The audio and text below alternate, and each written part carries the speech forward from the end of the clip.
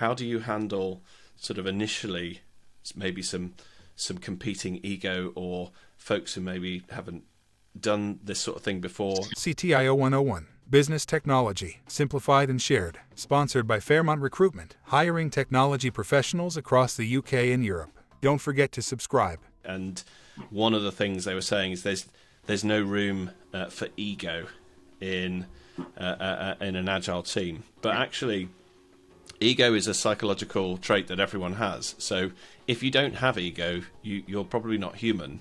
It's really trying to build the forums to make sure that those people have a voice.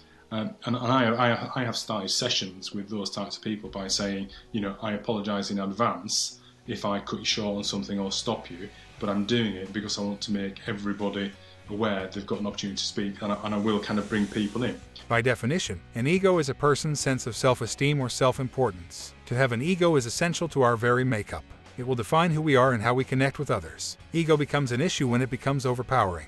Everyone has an ego, whether big or small. Credit yabertwilk.com. CTIO 101. Business Technology Simplified and Shared. Subscribe now. Sponsored by Fairmont Recruitment, hiring technology professionals across the UK and Europe.